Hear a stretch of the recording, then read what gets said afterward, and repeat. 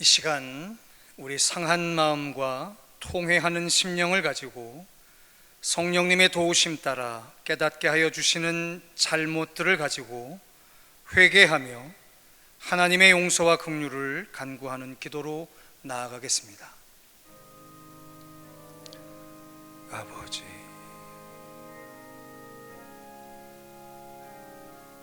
세상의 모든 난리와 소문 속에서도 하나님이 불러 거룩함을 입은 사랑하는 주의 사람들이 이 시간 주를 신령과 진정으로 예배하려 합니다.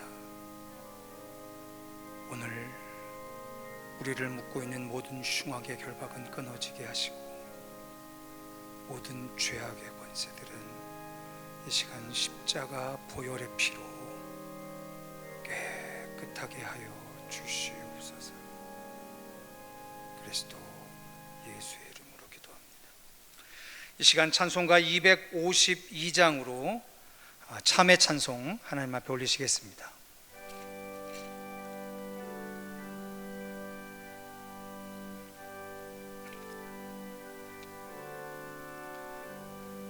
나의 죄를 씻기는 예수의 피밖에 없네. 다시 정케하기도 예수의 피밖에 없네. 예수의 흘린 피 날 희게 하오니 귀하고 귀하다. 예수의 피밖에 없네. 나를 정케 하기는 예수의 피밖에 없네. 사죄하는 증거도 예수의 피밖에 없네. 예수의 흘린 피 날 희게 하오니 귀하고 귀하다. 예수의 피밖에 없네. 나의 죄 속하기는 예수의 피밖에 없네. 나는 공로 없으니 예수의 피밖에 없네. 예수의 흘린 피 날 희게 하오니 귀하고 귀하다. 예수의 피밖에 없네. 평안함과 소망은 예수의 피밖에 없네. 나의 의는 이것뿐 예수의 피밖에 없네. 예수의 흘린 피 날 희게 하오니 귀하고 귀하다. 예수의 피밖에 없네. 영원토록 내 할 말 예수의 피밖에 없네. 나의 찬미 제목은 예수의 피밖에 없네.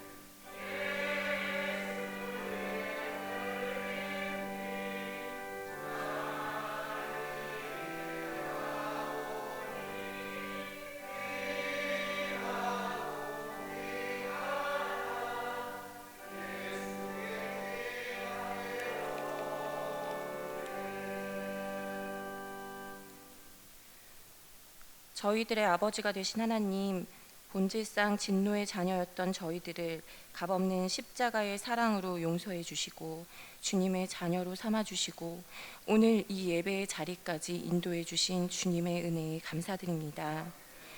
영원한 죽음에서 살려주신 그 은혜만으로도 주님께 영광 올려드리고 주님을 자랑하고 범사에 감사하며 살아가야 하는데, 예수님을 믿지 않는 사람들과 똑같이 세상의 염려로 마음이 둔해져서 깨어 기도하지 못하고 주님의 음성에 민감하게 반응하지 못하고 살았던 저희들을 용서하여 주옵소서. 이 예배를 통하여 하나님을 아버지라고 부를 수 있도록 화목하게 하신 예수님의 십자가의 사랑을 기억하게 하옵시고 주님을 뜨겁게 사랑할 수 있도록 저희들의 연약한 믿음을 회복시켜 주시옵소서. 또한 담임 목사님을 통하여 전해지는 설교를 통하여서 저희들을 둘러싸고 있는 평화의 문제와 세계적인 육신의 고통과 그로 인한 경제적 공핍과 인간관계의 모든 문제들 속에서 주님의 자녀로서 이 시대를 어떻게 살아가야 하는지 살아계신 하나님의 음성을 듣기를 원합니다. 성령 하나님께서 강하게 붙들어 주셔서 담임 목사님을 온전한 주님의 도구로 삼아 주시고 말씀을 듣는 저희들의 심령은 좋은 땅이 되게 하여 주셔서 주님의 말씀이 단단히 심겨져서 기억나게 하시고 그 말씀 따라 살아내어 저희들의 삶 속에서 열매 맺게 하여 주옵소서. 아버지 하나님, 이 자리에 나오지 못한 지체들을 기억하여 주옵소서. 코로나로 인해 청계열린교회 지체들이 다 함께 모이지 못하고 흩어져 예배하고 있지만 동일한 은혜를 부어주시고 영과 육이 강건할 수 있도록 지켜주옵소서. 생사화복을 주관하시는 하나님, 특별히 육신의 연약함으로 병상에서 고통하고 있는 지체들을 기억하여 주셔서 주님의 긍휼과 능력을 베풀어 주옵소서. 강한 팔로 붙들어 주셔서 주님을 붙드는 강한 믿음과 담대함을 허락하여 주옵시고 연약한 부분이 강해질 수 있도록 의사를 통해 세밀하게 치유되게 하여 주옵시고 날마다 새 힘을 허락하여 주셔서 속히 병상에서 일어나 이곳에서 함께 예배할 수 있도록 역사하여 주옵소서. 그 가족들에게도 건강과 믿음과 평안을 허락하시고 온 교회가 병낫기를 위하여 믿음으로 계속해서 주님께 한마음으로 간구하게 하옵소서. 우리를 사랑하시는 하나님께서 이 모든 인생의 문제들을 넉넉히 이기게 해주실 줄 믿습니다.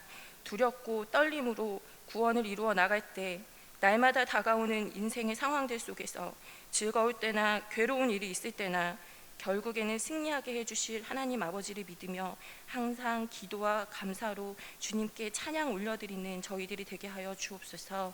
예수님의 이름으로 기도드립니다. 아멘.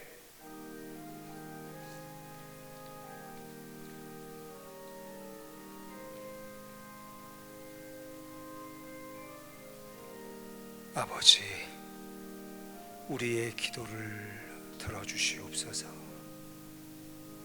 아멘. 다 같이 자리에 앉으셔서 찬송가 44장으로 삼위일체 하나님을 찬송하시겠습니다.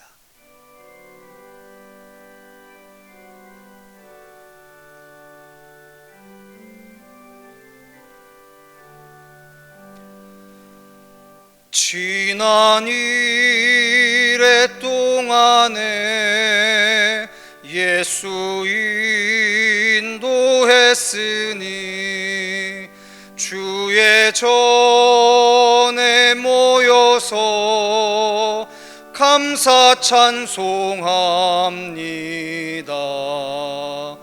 가장 복된 이날은 하늘 안식표로다.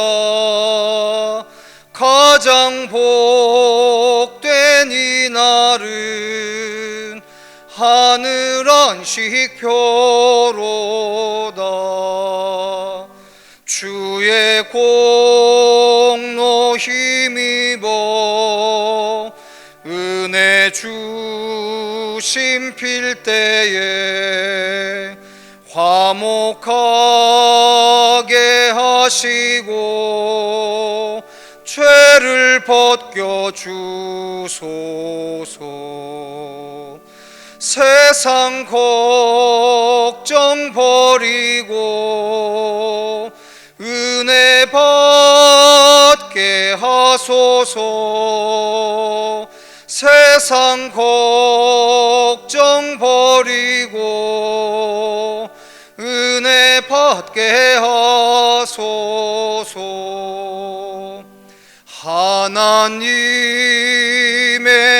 이름을 찬송하러 왔으니 모임 중에 계시고 영광 나타내소서.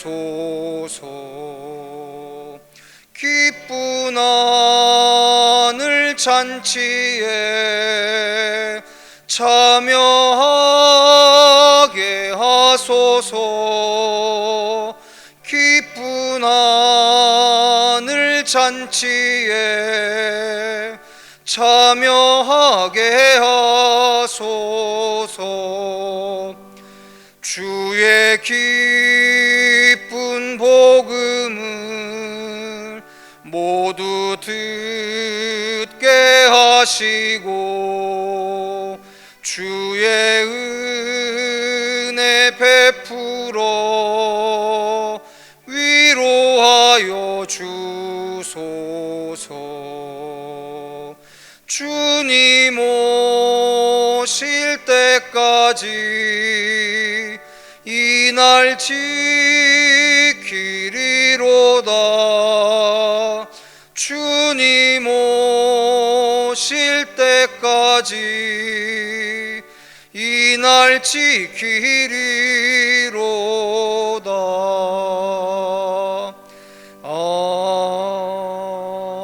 아멘.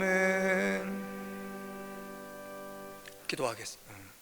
교동문 22번으로 다 함께 성시교독 하시겠습니다.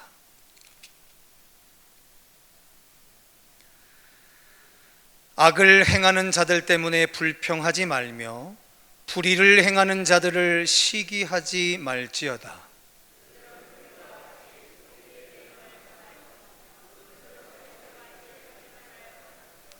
여호와를 의뢰하고 선을 행하라. 땅에 머무는 동안 그의 성실을 먹을거리로 삼을지어다.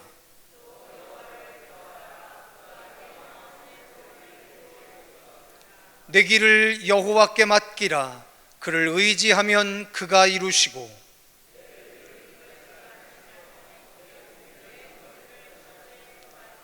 여호와 앞에 잠잠하고 참고 기다리라.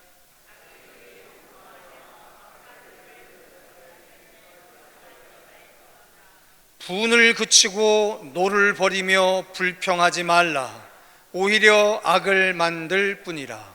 아멘. 사도신경으로 신앙 고백하시겠습니다. 나는 전능하신 아버지 하나님 천지의 창조주를 믿습니다. 나는 그의 유일하신 아들 우리 주 예수 그리스도를 믿습니다. 그는 성령으로 잉태되어 동정녀 마리아에게서 나시고 본디오 빌라도에게 고난을 받아 십자가에 못 박혀 죽으시고 장사된 지 사흘 만에 죽은 자 가운데서 다시 살아나셨으며 하늘에 오르시어 전능하신 아버지 하나님 우편에 앉아 계시다가 거기로부터 살아있는 자와 죽은 자를 심판하러 오십니다.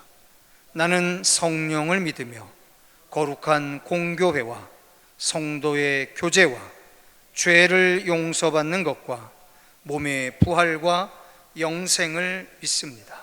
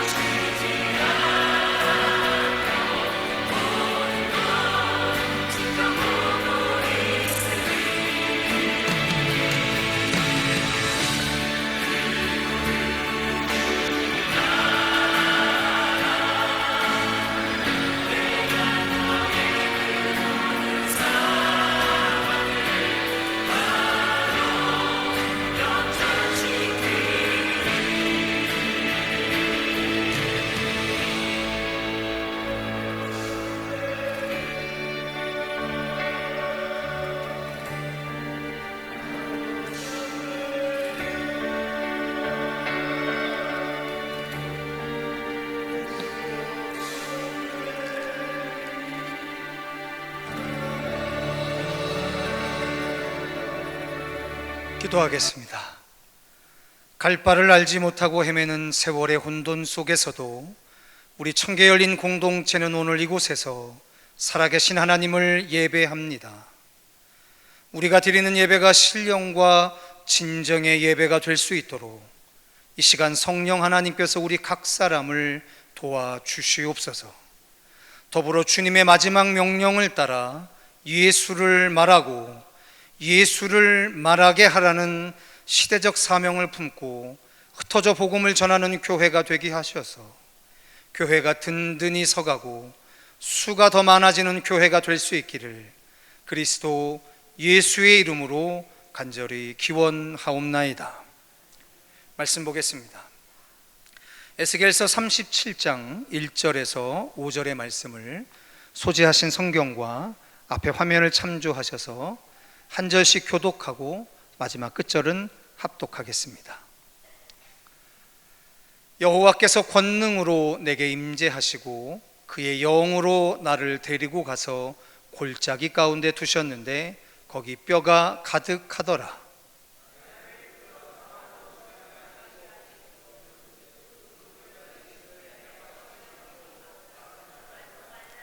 그가 내게 이르시되 인자야 이 뼈들이 능히 살 수 있겠느냐 하시기로 내가 대답하되 주 여호와여 주께서 아시나이다.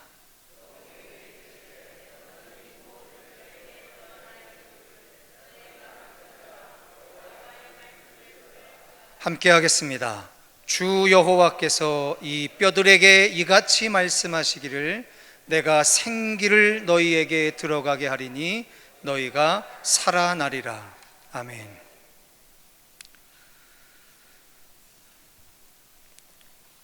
사람들은 이 땅에 태어나서 살다가 죽을 때까지 좀처럼 해결할 수 없는 인생의 질문들을 안고 살아갔습니다. 그건 과거나 또 지금이나 매 한 가지지요. 어디서부터 우리 인생이 왔고 그리고 오늘을 어떻게 살아가고 왜 살아가야 하며 그리고 왜 이런 선택을 해야 할까? 그리고 우리는 왜 죽고 또 죽고 난 이후에 우리의 인생은 어떻게 되는 걸까? 뭐 하나라도 정확한 답변을 찾을 수 없어서 인류는 아주 오랜 세월 동안 참 많은 사람들이 이 질문에 매어 달려봤지만 좀처럼 답을 얻기가 불가능했습니다. 그러던 도중에 우리가 하나님을 알게 되고 그 하나님을 통해서 우리의 이 인생의 질문들이 조금씩 해결되어 나가기 시작했던 겁니다. 자, 근데 성도 여러분, 우리 인생의 궁극적인 해답을 주시는 이 하나님을 모르고 산다라고 하는 것이 얼마나 비극적입니까? 우리가 이 하나님을 알지 못하고 살아간다라고 하는 것이 얼마나 난감하고도 비극적인 일입니까? 하나님 없이도 얼마든지 아무렇지 않게 살아가는 게 인생인 것 같지만 결코 그렇지 않습니다. 그런데 이러한 인생만큼 당혹스러운 인생이 있는데 그게 어떤 인생이냐면 하나님을 자기 기대대로 믿는 사람들이에요. 내가 믿고 싶은 하나님을 믿는 거죠. 이 양극단의 불신앙과 신앙은 사실은 똑같은 이야기. 내용이 달라 보이지만 이 과도한 믿음과 그 다음에 믿음 없으면 결코 다른 얘기가 아닙니다. 둘 다 모양을 달리한 불신앙일 뿐이에요. 그래서 우리는 아주 오랜 시간 동안 신앙에서 도전받은 것이 있습니다. 그게 뭐냐면 하나님을 믿되 계시된 하나님을 믿어라 라는 거예요. 우리에게 알려져 있는 하나님을 믿으라는 거예요. 네가 믿고 싶은 하나님을 믿는 게 아니라 성경에 엄연하게 기록해 놓고 있는 그 하나님을 믿으라는 거예요. 오늘 우리가 가진 모든 인생의 경륜을 가지고 그리고 경험을 가지고 그리고 지식을 가지고 그리고 권력을 가지고 명예를 가지고 우리가 힘써야 할 것은 뭐냐면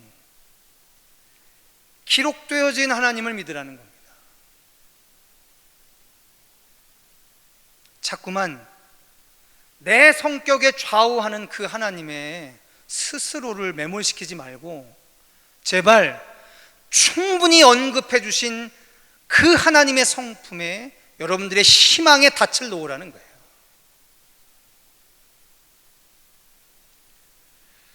가장 최근에 그 인생을 우리에게 멋지게 보여주신 분이 예수 그리스도입니다. 그분의 삶이야말로, 그분은 우리와는 달리 실존하시는 하나님을 늘 경험하고 살아가던 인생이었지만 그의 인생에 다가온 십자가 거부하지 않았습니다. 자신의 인생의 십자가로 섭리하시는 하나님 도망가지 않았어요. 자, 이 예수가 있기 한 700여 년 전, 아니죠, 한 600여 년 전 구약 성경에 에스겔이라고 하는 예언자를 위시로 한 12명의 소예언서가 기록이 됩니다. 구약 성경 맨 끝에 끝으로부터 12권은 일컬어 소예언서라고 해서 예언자들의 글이죠. 자, 근데 그중 오늘 에스겔이라고 하는 사람을 통해서 우리 인생과 역사에 분명하게 계시해 놓아주신 하나님이 누구신지에 대해서 명확히 알아야겠습니다. 에스겔 선지자는 유다 왕국의 마지막 시기에 활동했던 선지자입니다. 기원전 604년, 그러니까 지금으로부터 2600년 전입니다. 2600년 전. 근데 한국 사람들한테는 이 2600년 전이라고 하는 시간이 감이 안 와요. 왜냐하면 우리는 자라면서 배운 시간에 대한 개념상 2600년 전 하면 청동기 철기 시대 정도로만 인식을 합니다. 그러니까 돌도끼 들고 짐승이나 잡아먹고 대충 그렇게 살아가던 사람들만 생각을 하기 때문에 2600년 전에 이렇게 조리 있게 하나님을 이해했던 인류의 역사가 있다라고 하는 사실에 쉽사리 동의해 주지 못해요. 근데 여러분 아셔야 합니다. 신앙의 역사는 그렇게 막무가내가 아니에요. 여러분들이 믿고 싶고 여러분들이 원하는 대로 그곳에 존재하시는 하나님이 신앙의 대상인 적이 한 번도 없었어요. 엄연하게 성경 안에, 역사 안에 스스로를 계시했던 아주 명백한 모습이 있습니다. 그걸 믿는 게 신앙이지 그것을 벗어나면 자기를 믿는 거예요.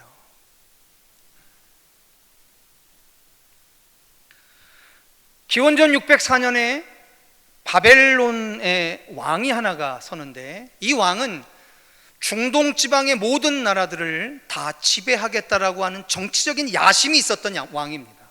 그의 이름이 바로 느부갓네살이라고 하는 왕이에요. 그런데 예루살렘이 이 위협에 봉착하게 되자 스스로 지킬 힘은 없고 그래서 이스라엘의 아래쪽에 있는 애굽, 즉 지금의 이집트라고 하는 나라에 빌붙어서 스스로를 구해보려고 했던 거죠. 그런데 애굽하고 동맹을 굳건히 맺기도 전에 기원전 597년에 느부갓네살 왕이 예루살렘을 침공해서 순식간에 몰락을 시켜버립니다. 그리고 그때 불과 왕이 된 지 3개월밖에 안 되는 여호와긴이라는 왕을 폐위시키고 그의 삼촌이죠? 시드기야를 왕으로 허수아비처럼 세워놓고 포로들을 끌고 바벨론으로 가버립니다. 그 포로로 끌려갔던 바벨론 포로 중에 에스겔이라는 사람이 바벨론의 그발 강가에서 하나님을 깊이 사모하다가 선지자로 부름을 받아요. 그리고는 명령을 받습니다. 자, 에스겔아, 이제부터 내가 명령할 때까지 이스라엘은 망할 것이다를 예언해라 라고 얘기해요. 그래서 그거에 순종해서 이스라엘이 망할 것에 대해서 에스겔이 예언하고 삽니다. 그렇게 한 15년을 살았죠. 그리고는 예루살렘이 망합니다. 이스라엘이 철저하게 망합니다. 그 뒤에 어느 날 하나님이 나타나서 에스겔에게 이야기하는 거예요. 자, 에스겔아, 이제부터는 이스라엘과 예루살렘의 멸망이 아닌 이스라엘과 예루살렘의 회복을 위해서 네가 예언하라, 이렇게 얘기를 하는 거예요. 그러한 배경하에 오늘 쓰여진 말씀입니다. 자, 성도 여러분, 이 에스겔이 살았던 시대처럼 그 시대가 주는 절망이 우리의 삶 안에서도 얼마든지 나타날 수가 있을 것 같아요. 혹시 여러분들은 하나님께서 무능하시다고 생각하신 적이 혹시 없으십니까? 혹시 여러분들은 하나님이 진짜 살아계시면 우리가 믿는 것처럼 전지전능하신 분이라면 왜 우리 같은 성도가 이토록 고통당하도록 내버려 두시는 것일까? 그렇게 질문해 보신 적이 없으십니까? 이것은 안타깝게도 하나님을 믿는 백성들 안에서 지난 5,000년 동안 지속적으로 제기된, 즉 하나님의 침묵에 대한 문제, 즉 신정론이라고 하는 것의 문제예요. 제가 고등학교 때 입시를 준비하는 과정 속에서 저녁에 하도 머리에 책자가 안 들어와서 그때 엔도 슈샤쿠라고 하는 일본 소설가가 쓴 침묵이라는 소설을 봤던 기억이 납니다. 내용이 그렇습니다. 17세기 때 일본의 천주교 신부 둘이 들어오죠. 그 사람들이 열심히 선교를 합니다. 그래서 일본인 신자들도 여럿이 생기게 되죠. 그러던 어느 날 관청에 발각이 돼서 이제 모진 고문을 당하는 거죠. 그 중에 로드리고라고 하는 신부가 이제 같이 그 동역자 신부하고 이제 고문을 당하는데, 그 동역자 신부가 참수를 당해서 죽습니다. 자기 보는 앞에서. 그리고 성도들이 목에 잘려서 죽어요. 여러분 잘 아시지만 우리 그 절두산 순교지 있지 않습니까? 거기도 우리나라의 천주교 순교지로 아주 유명한데, 거기가 절두산이란 이름이 붙은 이유를 아시죠? 절두, 끊을 절자에 머리 두자. 그래서 머리를 끊어서 이제 죽였던 거죠. 제가 들어봤더니 그때 천주교 신자들을 어떻게 죽였냐면, 그 절두산 밑에 거기 모래사장이 있는데 모래사장에 이 목만 남겨두고 사람을 묻어버려요. 그리고 조선의 군사들이 말을 몰고 가서 말로 밟아서 이 목을 꺾어서 죽였던 거죠. 참 참혹한 현장입니다. 근데 이 로드리고 신부 앞에서 많은 사람들이 죽어가는데, 이 로드리고 신부가 끝내 배교하지 않는 거죠. 도저히 고문으로는 안 될 것 같아서 이제 회유책을 하나 씁니다. 이제 고문도 멈추고 예수님의 성화를 하나 이렇게 딱 땅바닥에 깔아놓고 여기를 짓밟고 걸어가라, 이렇게 이야기를 하는 거죠. 그런데 너무너무 참혹해서 자기의 동료와 자기의 성도들이 차명당하는 그 모습이 너무 견딜 수 없이 괴로워서 결국은 배교를 해버리고 말아요. 배교를 하고 난 후에 로드리고 신부가 하나님한테 막 부르짖습니다. 하나님 왜 침묵하시는 겁니까? 하나님 왜 말씀하지 않으시는 겁니까?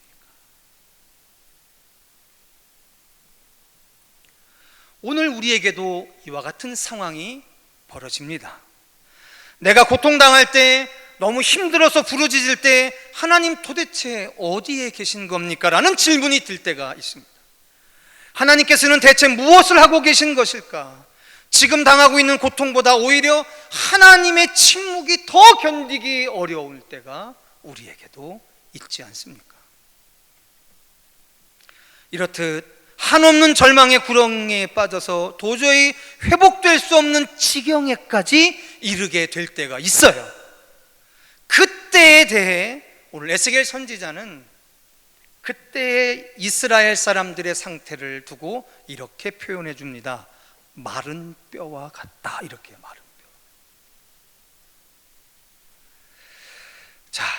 그 배경하에서 오늘 1절의 말씀이 있습니다. 다 같이 우리 1절의 말씀 다시 한번 읽어보시겠습니다. 같이 읽겠습니다. 시작.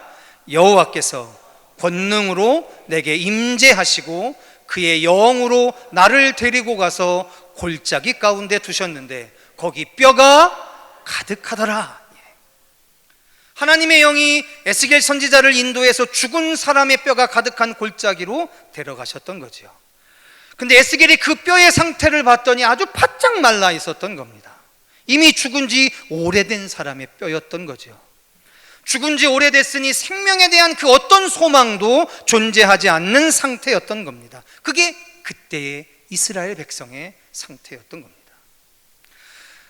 기나긴 포로 생활로 인해서 심한 좌절에 빠져 살아도 살아있는 것 같지 않고 죽어서 살은 다 썩고 뼈만 남은 것 같은 형편이었던 거죠. 그런데 하나님께서 에스겔에게 아주 마른 뼈를 보시고는 물어요. 뭐라고 물으시냐면, 인자야, 이 뼈들이 능히 살 수 있겠느냐, 이렇게 물으세요. 난데없이. 그러면 우리는 그 질문에 상식적으로 이렇게 대답해야 합니다. 아이고, 그럴 리가 있겠습니까? 뼈가, 그것도 죽은 지 오래돼서 바짝 말린 뼈가 어떻게 살아납니까? 이렇게 하는 것이 정상이죠. 근데 에스겔이 대답합니다. 주께서 아시나이다, 이렇게 대답해요. 이 대답의 의미가 뭐냐면, 하나님의 권능에 모든 것이 맡겨져 있으니 하나님이 원하시면 당연히 죽을 수밖에 없는 인생도 일어날 수 있을 것이고, 만일 하나님이 원하시면 천년 만년 살 것 같지만 오늘 저녁이라도 들어갈 수 있다라는 사실을 고백하고 있는 거예요. 생명의 근원이신 하나님이 작정하시면 죽을 자도 살아나고 살 자도 죽을 것이다 라고 하는 아주 명백한 신앙 고백을 하나님 앞에 하고 있는 거예요. 하나님께서 아십니다. 주께서 아십니다. 여러분, 인생은 절대로 최후의 판단자가 될 수 없습니다. 그래서 여러분, 선진국일수록 사형제도를 폐하는 거예요. 사람이 사람의 목숨에 대해서 처분하는 것은 비신앙적인 이야기예요. 아무리 패역한 범죄를 저질러도 사람이 사람의 목숨을 함부로 뺏는 거 아닙니다. 우리는 분명하게 고백해요. 생명은 하나님 거예요. 그래서 생명 앞에서 절대로 함부로 이야기하면 안 돼요. 죽을 것 같지만 살 수 있고요, 살 것 같지만 죽어버립니다.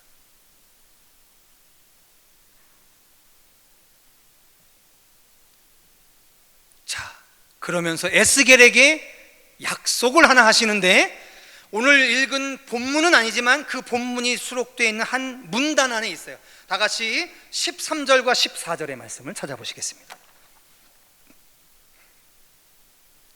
자, 화면도 참조하시고 성경도 참조하셔서 우리 13절과 14절의 말씀을 같이 읽겠습니다. 시작. 내 백성들아, 내가 너희 무덤을 열고 너희로 거기에서 나오게 한즉 너희는 내가 여호와인 줄을 알리라. 내가 또 내 영을 너희 속에 두어 너희가 살아나게 하고 내가 또 너희를 너희 고국 땅에 두리니 나 여호와가 이 일을 말하고 이룬 줄을 너희가 알리라. 여호와의 말씀이니라 라고 이야기합니다.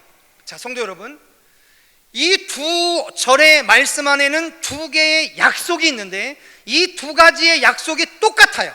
그 약속의 내용이 뭐냐면, 너희는 내가 여호와인 줄을 알리라. 이 약속의 내용이 똑같습니다.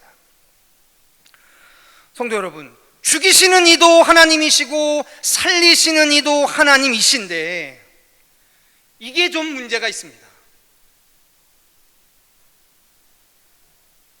저는 이 성경 본문, 사실 에스겔서만 있는 게 아니거든요. 이 소예언서에 얼마나 이런 표현이 많은지 몰라요. 근데 제가 예전에 하나님의 구원의 섭리를 인정하지 않을 때, 죄송합니다, 제가 하나님의 구원의 섭리를 인정하지 않을 때가 있었어요. 예수 믿고 구원받아? 아니, 예수 믿는 믿음으로 구원받아? 말이 돼 그게? 하나님이 한 번 부르시고 택하신 인생을 버리지 않으셔? 말이 돼 그게? 참 하나님의 구원이 제 마음에 안 들을 때가 있었어요. 그래서 그때 이 성경 구절을 읽으면서 웃었습니다. 왜 웃었냐면, 아니 그러면 사람이 범죄할 그것을 에덴의 중앙 동산에 넣질 마시지. 그러면 어차피 하나님이 또 살리실 거 망할 일을 하지 말게 하지. 기껏 패역하게 하고 기껏 반역하게 하고 기껏 그렇게 범죄하고 난 후에 또 살리시겠다라고 하는 이 하나님은 도대체 뭔지 모르겠다 진짜.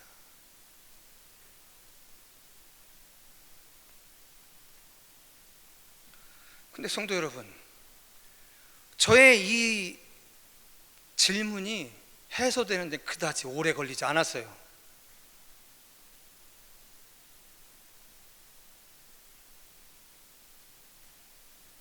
우리는 과연 우리를 얼마나 신뢰하실 수 있을까요? 성도 여러분, 여러분들은 여러분을 얼마나 신뢰하고 옆에 있는 여러분의 동역자들을 얼마나 신뢰하실 수 있습니까? 제가 인생 살아보니까요, 그거 간단치 않습니다. 내가 그렇게 못마땅해 하는 사람이 있어요. 아주 꼴보기 싫어 죽겠어요. 아주 그냥 버선 뒤꿈치만 봐도 보기 싫어 죽겠어요. 그런데 그 사람을 두고 어떤 분이 그런 얘기를 해요. 이 사람이 보기에는 이렇게 괴팍하고 성질이 나빠도 마음은 참 비단이고 착합니다. 이렇게 얘기하는 사람이 옆에 있어요. 근데 곰곰이 생각해 봤어요.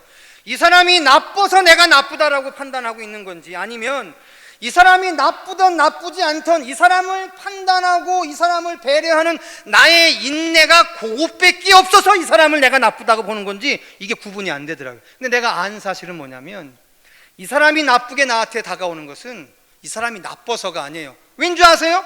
이 사람이 나쁘지 않다고 평생 동안 변호하는 한 사람이 있는데 어떻게 그 사람이 나쁜 사람입니까?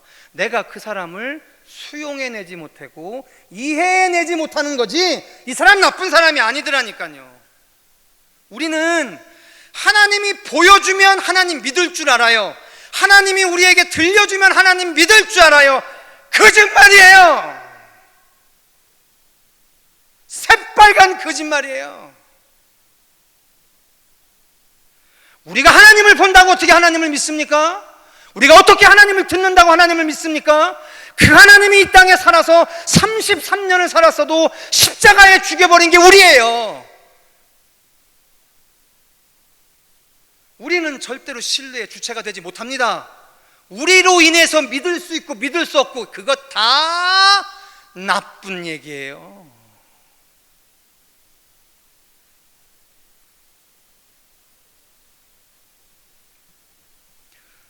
우리가 좀처럼 우리를 신뢰할 수 없는 우리인데 그 하나님을 판단하는 우리들이 얼마나 같지 않습니까?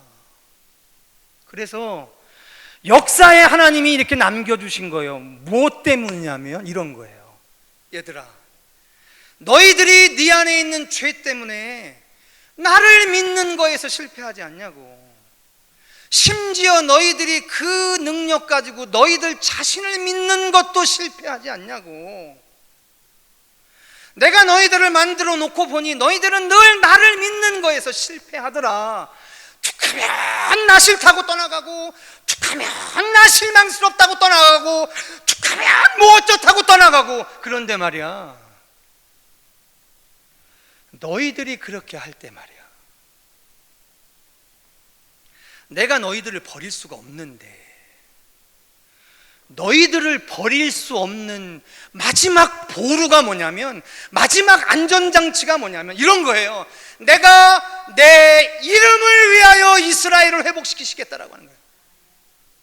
그분이 뭐라고 얘기하는 거냐면, 내가 택해서 거룩해진 백성들이 살다가 보니 나 싫다고 도망갔는데 걔네들 다 냅둬서 죽여버리면, 죽는 것 그대로 가만히 내버려두면 하나님도 욕되지고 구원받은 백성도 욕되지는 것 아닙니까? 그것을 하나님이 뭐라고 이야기하시냐면 내가 내 이름을 위하여 내 영광을 위하여 너희들을 회복시키실 거다라고 이야기하는 거예요. 우리 인생 안에 최후의 안전장치가 있습니다. 여러분들이 하나님한테 한 행동이요, 웃기지 마세요. 얼마나 했다고, 뭐 그렇게 대단히 했다고. 한번 뒤집어 까볼까요? 여러분, 그렇게 하나님한테 한 일이 많아요? 부끄럽지 않게 많아요?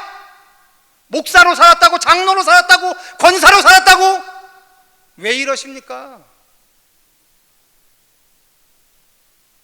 아니잖아요. 그게 하나님 앞에 의로운 기준이 돼요? 하나님이 여러분의 인생을 의롭다고 할 기준이 돼요? 아니잖아요. 오늘 우리가 한번 구원받고 영원한 생명을 오늘도 노래하고 예배하는 이유가 어디에 있냐면 우리가 우리를 신뢰하고 우리가 할 수 있는 일을 신뢰해서가 아니라니까요. 인류의 믿음의 역사 가운데 수도 없이 박아놓고 이야기하시는 게 뭐냐면, 얘들아, 내가 너희를 사랑하되 어떻게까지 사랑하냐면 내가 내 이름을 위하여 너희들을 구원할 때까지도 사랑할 테니 기억하라는 거예요. 제발 좀, 뭐 내가 해서, 뭘 어떻게 해서, 뭐가 어떻게 돼서 그렇게 하나님 앞에 자격을 얻는 거라고 생각하지 마시라는 거예요.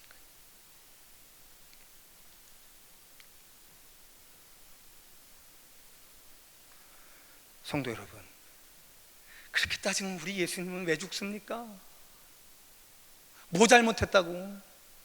태어날 때부터 죄가 없는 양반인데. 그 인생 통해서 보여주셨잖아요. 사나 죽으나 그리스도의 영광으로 우리가 살아가는 거 아닙니까?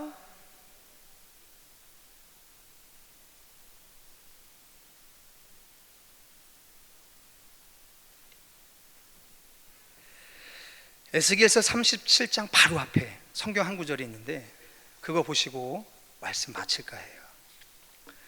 자, 22절 23절입니다. 에스겔서 36장 22절 23절이에요. 같이 읽어보시겠어요?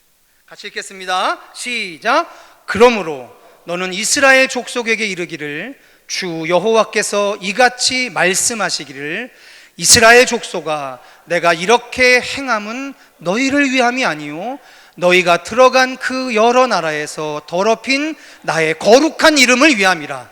여러 나라 가운데서 더럽혀진 이름 곧 너희가 그들 가운데에서 더럽힌 나의 큰 이름을 내가 거룩하게 할지라. 내가 그들의 눈앞에서 너희로 말미암아 나의 거룩함을 나타내리니 내가 여호와인 줄을 여러 나라 사람이 알리라. 주 여호와의 말씀이니라. 할렐루야. 성도 여러분, 우리 인생의 보장이 이렇게 낙인 찍힌 인생들입니다.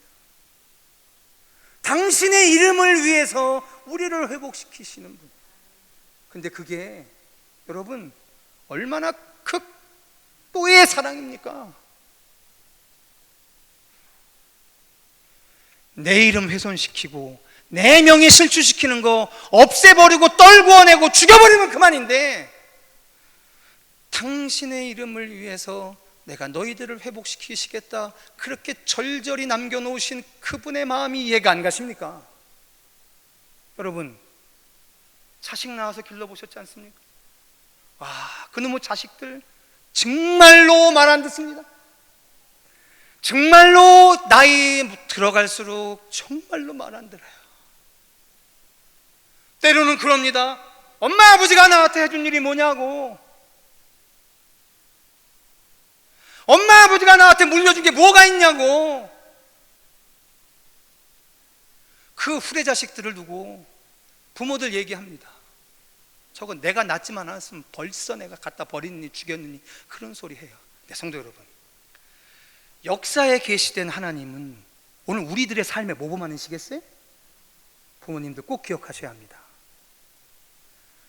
부모를 욕되게 하는 자식 때문에 부모가 부모의 자리를 걷어차버리면 그거 하나님의 사람들 아닌 거죠.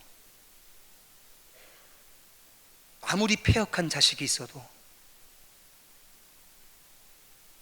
내 이름을 위하여 너를 회복시키시겠다, 회복하게 하겠다라고 품는 게 그게 아버지의 마음이에요.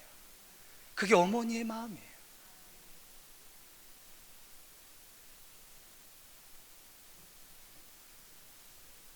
우리의 모든 어렵고 힘든 삶의 상황 속에서도 우리 인생을 향한 하나님의 계획은 딱 한 가지예요. 의심하지 마세요. 회복이에요. 그런데 그 회복시키시라고 하는데 이유가 있답니다. 그게 뭐냐면 하나님이 여호와인 줄을 나뿐만 아니라 가족뿐만 아니라 오늘 성경이 얘기해 줬습니다. 여러 나라 사람들이 다 알게 하시려고요. 우리의 능력과 우리의 모든 것을 뛰어넘는 하나님이 우리를 향한 그 사랑, 역사에 계시된 그 하나님의 사랑을 결코 잊지 마시고 멋지게 이 거친 세월의 파도를 이겨내고 승리하시는 저와 여러분, 우리 청계열린 교회, 이 나라, 이 민족 될 수 있기를 주의 이름으로 축원합니다. 기도하겠습니다. 사랑하는 주님, 그 어떠한 상황 속에서도 하나님은 우리를 회복시키시고 역전시키시려 하십니다. 결코 의심할 수 없는 하나님의 성품을 부여잡고 오늘 우리 안에 있는 모든 패역함들을 다 디딛고 일하실 하나님의 그 엄청난 사랑의 권세를 의지하고 우리를 두렵고 떨리게 하는 세상의 권세에 맞서 끝까지 승리하여 싸우는 하나님의 거룩한 군대들 되게 하여 주시옵소서. 예수님의 이름으로 간절히 기도하였사옵나이다. 아멘. 찬송가 49장 1절과 4절로 찬송하겠습니다.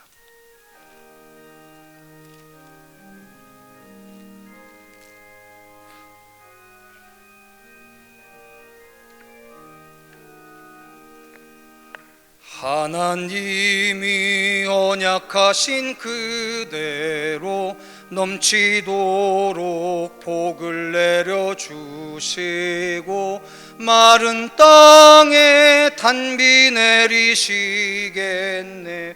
11조 바칩니다. 기쁨으로 봉사하며 우리 가진 재물로 11조 바칩니다. 11조 바칩니다. 우리 하나님 내리시는 복 쌓을 곳이 없겠네. 하나님의 것을 모두 드리고 주님 주신 복을 감사하면서 호산나를 높이 주께 부르리.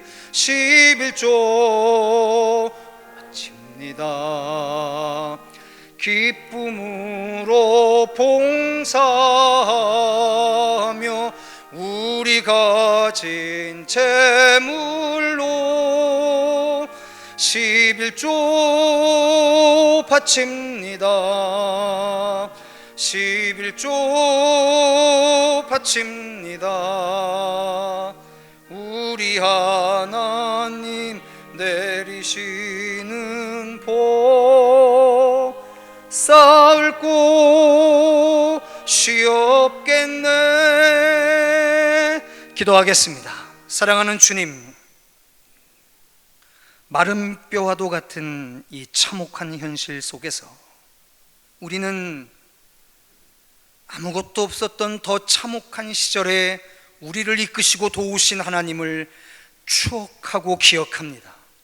그래서 오늘 전대미문의 어려움일 것 같은 이 시대 또한 하나님이 주의 백성과 그 백성이 살아내는 민족과 나라와 그 역사 위에 변함없는 은총으로 풍성케 하실 하나님을 여전히 기대합니다. 오늘 이 모양 저 모양의 언약이 있는 물질을 온전히 구분하여 주 앞에 드리는 사랑하는 우리 성도들의 가정과, 그리고 생업의 토위와, 그리고 천대의 믿음의 가문에 이르기까지 결코 부족함이 없고 모자람이 없고 때늦은 적이 없는 하나님의 풍성이 영원토록 충만하도록 역사해 주시옵소서. 예수님의 이름으로 간절히 축복하고 기도하였사옵나이다. 아멘. 할렐루야. 교회 소식 잠깐 전하겠습니다. 청계열린 전도대 팀장 모임은 있었고요. 교육위원회의 임시 모임이 2부 예배 후에 4층 사랑 5실에서 있습니다. 방역 조치 안내에 대해서 잠깐 설명드리겠습니다. 여러분 늘 잘 동역해 주셔서 감사하고요. 저희가 한 가지 좀 알려드려야 할 상황이 있어서 좀 알려드립니다. 지난주에 우리 교회 한 성도가 주일 예배를 다 마치고 교제를 다 끝내고 나가서 외부에 있는 한 분을 만나셔서 몇 시간 교제를 하셨는데, 며칠 전에 그 교제했던 그분이 우리 성도를 만나기 전에 교제했던 어떤 분이 코로나19의 확진자라고 하는 이야기를 들어서, 우리 성도와 만났던 그 분도 코로나 검사를 했고요. 근데 다행히 음성으로 나왔고 2주간 자가격리 조치가 들어갔습니다. 그래서 우리 성도도 보건당국에서 자가격리 시키진 않았지만 어제 전화가 와서 우리 목회자들한테 문의를 했고, 그래서 내일 가서 이제 가족들 모두가 그 코로나19 검사를 한다고 합니다. 그래서 제가 이 말씀을 드리는 이유가 뭐냐면, 제가 2주 전에 말씀드렸던 것처럼 이제 코로나19가 교회를 셧다운하지 않는다고 걸리고 걸리지 않는 그런 한가한 시대가 아닙니다. 언제든지 우리 안에 닥칠 수 있는 일입니다. 그런데 그 일에 대해서 우리가 깨어서 대응하고 있다, 그 사실을 다시 한번 말씀드리고 싶어서 그런 겁니다. 벌써 한 100여일 정도 지나니까 우리 교회 목회자들이 많이 좀 지쳐 있습니다. 저 빼놓고요. 왜냐하면 일주일에 수요일, 금요일, 토요일 3번씩 소독을 전층을 하기 때문에 우리 부목사님들하고 전사님들이 보통 힘든 게 아니에요. 지금 많이들 지쳐 있는 상황인데, 근데 이러한 상황 속에서도 우리가 최대한 루즈하게 대처하지 않고 깨어서 잘 대처하려고 합니다. 한 가지 이것에 연관돼서 좀 부탁드리고 싶은 것이 있습니다. 지난 몇 개월 동안 우리 일부 예배 성가대, 에바다 성가대나 재무를 보시는 재무위원들이나, 그리고 2부 예배 끝나고 중보기도 하시는 분들이나 교역자들이나, 이분들은 예배 끝나고도 맡은 일 때문에 이제 가지 못하고 교회에서 일정 시간 머무르다 보니까 문제는 식사가 제공이 안 되다 보니까 너무 죄송했었어요. 근데 제가 잘 몰랐습니다. 지난주에 제가 보고를 받고 너무 죄송해서 이번 주에 좀 개선 조치를 했습니다. 그래서 그분들만 좀 점심에 김밥 한 줄만 좀 대접할 수 있도록 이번 주부터 조처를 했고요. 그런데 그것도 6층 식당에 가보시면 다 우리 교역자들이 이 짝지를 다 붙여놨습니다. 거기에만 앉으셔서 식사를 해주시면 좋을 것 같고요. 근데 한 가지 부탁드리고 싶은 것은, 이게 식사하실 때는 이게 따로 떨어져 식사하시다가 식사 끝나고서 또 너 왔니, 뭐 했니, 잘 지냈니, 또 이렇게 교제하시면 말짱 꽝입니다. 그러니까 식사만 하시고 내려오셔서 각자 일을 하시고 교회에서 이렇게 나가시면 좋을 것 같습니다. 제가 이 말씀을 굳이 드리는 이유가 있습니다. 우리 일부 예배 성가대가 연습할 때는 마스크를 쓰고 코만 내놓고 연습을 하다가 교회 본당에 들어와서 산송할 때만 하지요, 마스크를 벗고. 그런데 우리 성도들 모두가 그 부분에 대해서 다 동의하고 있는 건 아닙니다. 무슨 말씀이냐면, 우리 성도들 중에 현재 우리 교회의 성도들의 예방수칙 지키는 것을 다들 긍정적으로 보는 건 아니라는 거예요. 그런데 우리가 세상도 설득을 해야 되지만 더 우선은 우리가 우리 교우들을 설득해내지 못하면 어렵지 않겠습니까? 그래서 답답한 일입니다. 이게 언제 끝날지도 모르고, 오늘 주보를 보셔서 알겠지만 7월 달도 오후 예배하고 점심 식사는 재개를 하기가 어려울 것 같아요. 아마도 올 한 해 동안은 하기가 좀 어려울 것 같습니다. 그런데 어렵고 답답하지만 여러분 조금 이제 느슨해지려고 하는 우리의 마음들을 다시 좀 잘 잡으셔서 세상보다도 우리 공동체 구성원 안에 신뢰를 쌓을 수 있도록 각별히 주의해 주시면 감사하겠어요. 근데 한 가지만 이 자리를 빌어서 말씀드리고 싶은 것은, 어떤 성도들이 그런 말씀 하십니다. 목사님이 탁탁탁 이렇게 지시하셔서 하고 안 하고를 탁 결정해 주시면 좋지 않냐고. 네, 저도 위임된 일들은 그렇게 합니다. 근데 성도 여러분, 지난 주간에 여러분 텔레비를 통해서 보셨을 거예요. 유럽의 코로나19의 금종령이 풀렸는데 사람들이 바깥에 나와서 그 자유함을 몇 개월마다 즐기다가 경찰들이 마스크 쓰고 집으로 돌아가라고 하니까 화가 나갖고 경찰차를 막 부시고 불태운 걸 보셨을 겁니다. 여러분들은 그게 폭동으로 보이시겠지만 저는 그거보다 좀 더 깊은 함의를 봅니다. 성도 여러분, 우리가 살아가는 자유민주주의의 가장 큰 깊은 저변이 뭐냐면, 아무리 집단의 의견이 옳아도 개인의 의견을 절대로 무시하거나 소멸시키면 그건 폭력입니다.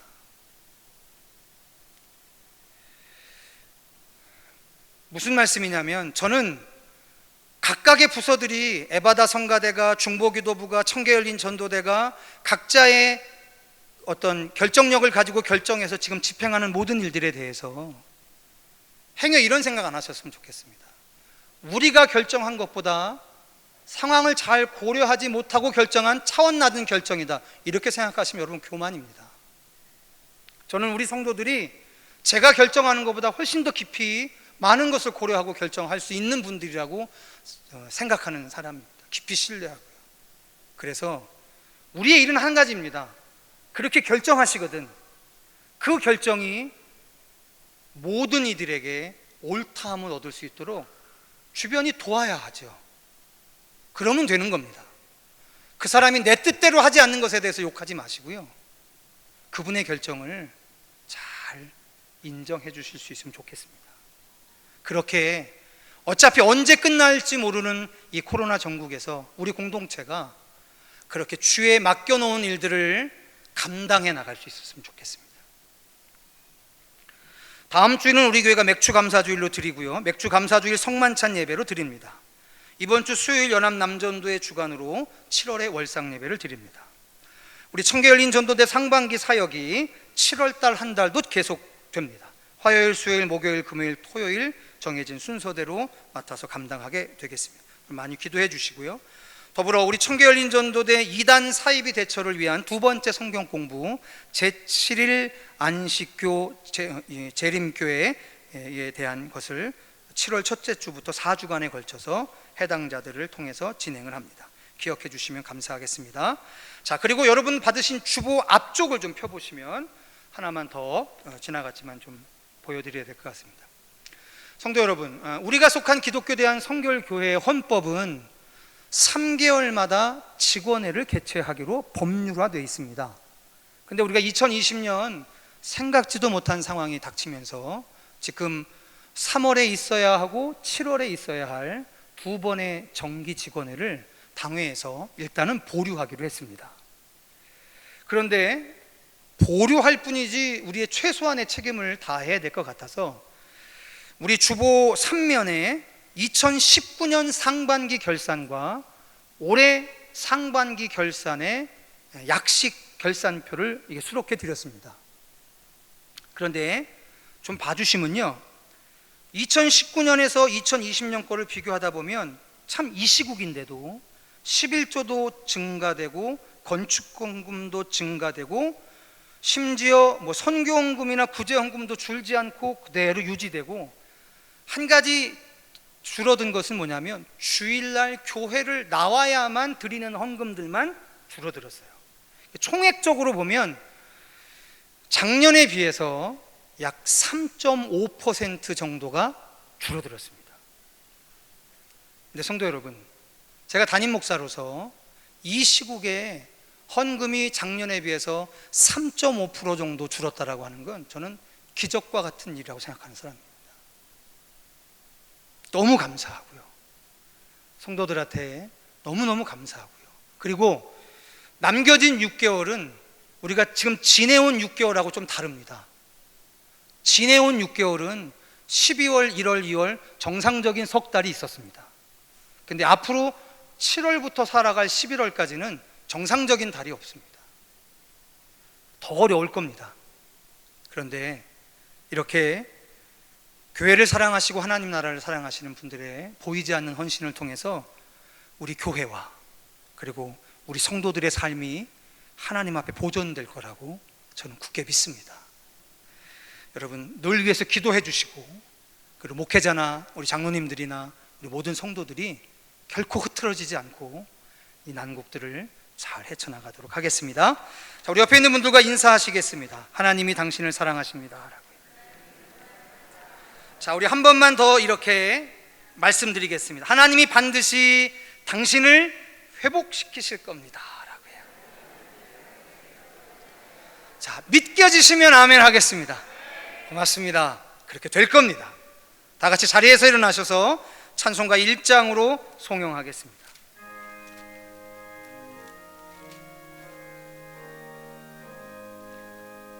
만복의 근원 하나님,